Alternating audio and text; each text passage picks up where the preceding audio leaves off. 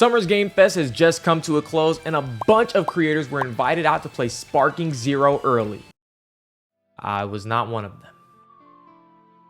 But that's not going to kill my excitement, because after sitting here and watching 4 hours of Sparking Zero gameplay, I don't have any in-depth breakdown for you. I'm not going to break down every punch and kick. I'm literally just going to tell you what I'm excited about, because how can you watch the perfection that this game is and not just want to talk about it and just rave about the stuff that you like? And speaking of liking, if you guys enjoy content like this, make sure to leave a like on the video and subscribe, because there's going to be tons of Sparking Zero content come to the channel before and after the game drops. Without further ado, enough of my yapping. Let's get into it. All of this is going in no specific order, by the way. I'm literally just talking about the things that excite me and just getting them off my chest because I need somewhere to talk about them. So immediately, the first thing that does come from previous Sparking or Budokai Tenkaichi games, whatever you want to call them, but I feel like it might have been dialed up for this game, is the unique dialogue interactions. Mainly, I guess the main person I can point out here is Android 17. He had 2 unique dialogues that really caught me off guard, because I wouldn't even think that these characters, he would have any special interactions with them. The first one, I guess, isn't that surprising in the long run, but there is a clip from this creator's video where they use the new switch out mechanic, and Krillin switches out to Android 17, and 17 says, "Let your brother-in-law handle this," or something along those lines. And that's just, we've even got lines for them tagging out and stuff. It kind of reminds me of Legends. You know, Legends has a lot of unique dialogue of characters like bumping each other out of the way, but that's really just them saying each other's name. I think that is in Fighters too. Just like a quick elbow them out of the way and they're like, "Go on," or "Dad," you know, stuff like that. But those little touches go a really long way. But the funniest and probably the craziest of 17's unique dialogue is him talking to Great Ape Vegeta and talking about how he's used to dealing with rampaging animals. Who would have thought of that? I'm like Dragon Ball fan stan extraordinaire, and I probably wouldn't have been in the writer's room like, we got to give 17 some unique dialogue with Great Ape Vegeta. Like, what? He probably says the same shit to Bergamo or just any animal character. That's just the attention to detail that you can always expect from these Budokai Tenkaichi games, and it's obviously a dub to see that it's back here again in Sparking Zero. The next thing, we talked about the dialogue. Now let's talk about the specifics and animations, and trust me, there's a good chunk of them, but one of them that I mainly want to highlight here is from Endakuba's video, and that is the fact that when Broly is punching people in his full power form, you can see the dimension shattering as he punches them. I mean, these niggas need a raise. I don't know how much they're getting paid to do this stuff, but this is the stuff I was looking for, and the stuff that gets missed a lot in modern gaming, especially anime games. I don't think I need to tell anyone that we are in an anime game drought when it comes to quality, connections, JJK, curse clap.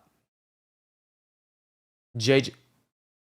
You get it. So just seeing that the little details like this are in here is just, it's beautiful. I love it, I love it, I love it.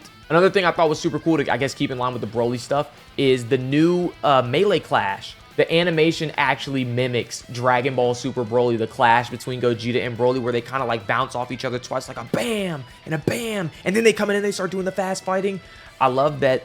You can tell that this team definitely, Dragon Ball Super Broly was the newest thing going on probably during the time that they were developing these games. So those characters just have that little extra, they got that little extra touch because they were probably just the newest thing in Dragon Ball around the time they were making all this. So that's sick. Also, I do want to mention that classic versus modern controls seems to have a discrepancy with how you mash. Not mash, but just kind of how the clashes in general are handled. On modern controls, it seems that you're still going to be spinning the stick and stuff. I wonder if that's an option. I hope it is, because I want to play on the classic Budokai Tenkaichi controls, but I want to mash for my clashes instead of spin the stick. I would like the skin on my hands to be intact years into this game, please. The next thing that I thought was super sick, and again, I want to remind people, this is not a detailed breakdown or like some sort of, I'm telling you things that you should know. I'm literally just telling you the shit that I think is cool because this game is fucking awesome. So feel free, please, in the comments down below, tell me something that I missed that you thought was super sick, and I'd love to chat about it with you guys in the comments. Next on my little list of things here is Blue Kaioken, and there's no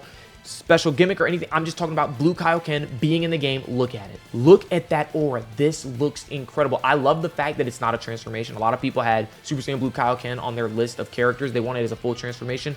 I love that we're just taking the Budokai Tenkaichi standard, which Kaioken just being a power-up move, and slapping it on Super Saiyan Blue, I think that's the perfect way to do it. I'm all the way down for that. Some people are thinking that Super Saiyan Blue Evolution for Vegeta might also be a move like this. I'm not sure if I like that. I do think Super Saiyan Blue Evolution, just in the way that it takes place in the series, probably should just have its entire own character slot with a little bit of a different move set. But we did discover that Super Saiyan Blue Vegeta has Final Explosion as one of his moves.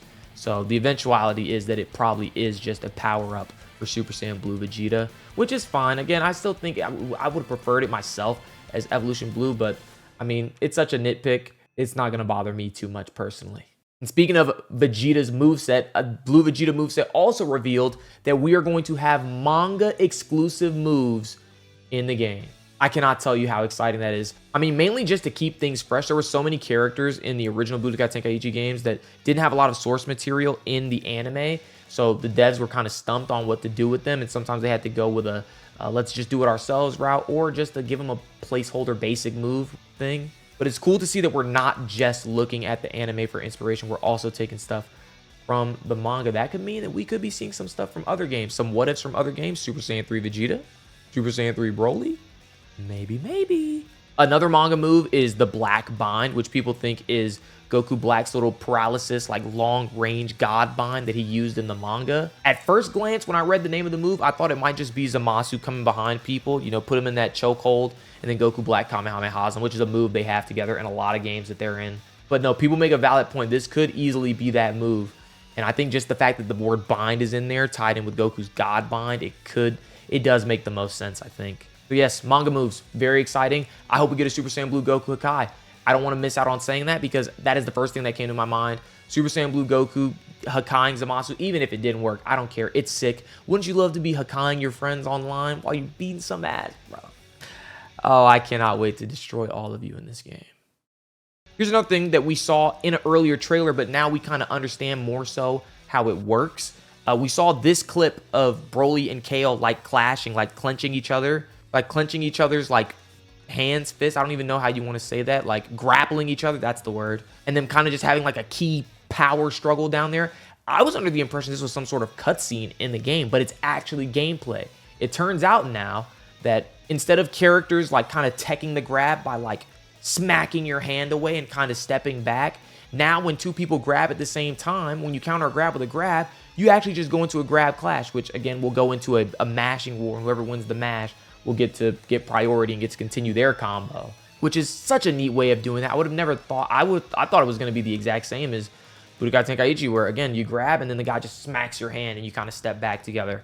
It's cool to see that's changed, and in such a cinematic, like cool way. Like, it's going to be really cool. A lot of people are asking, what the fuck is future Gohan going to do? Especially since we know that he has one arm in this game, or one of his costumes has one arm. It will definitely be interesting to see how future Gohan handles that. I wonder if the other character will also just put their hand up and be grappling nothing. It'll be interesting to see. Another thing that I'm just ranting and raving about when it comes to Sparking Zero is, again, I touched on earlier how a lot of characters back in Budokai Tenkaichi 3, they didn't really have a lot of flavor to them. They kind of just had a bunch of basic moves that were reused so many times throughout the roster, like High Speed Rush, Energy Wave Volley, Full Power Energy Wave, stuff like that. That's just so basic. It doesn't have any of the characters' flavor to it. I do want to note that Full Power Energy Wave does appear in Sparking Zero. Broly has it, but at least he shoots it uniquely, right? Like it's a mouth beam instead of him just shooting it with one hand like, you know, every other beam in the game. Every other Full Power Energy Wave in BT3, I mean. But yeah, it seems like some of those characters that had those problems in the original game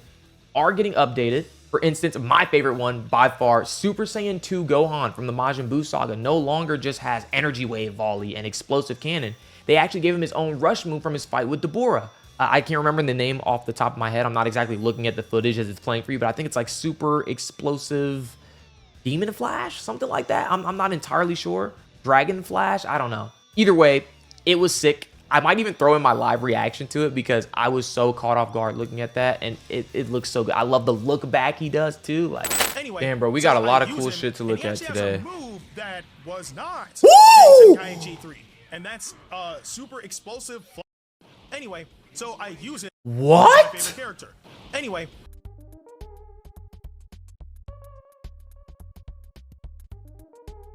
So exciting. So it's going to be really exciting to see how many characters that were stuck with those basic move sets in the original game are here and updated. and what type of flavor they're putting on these guys to, you know, make them stand out a little bit more.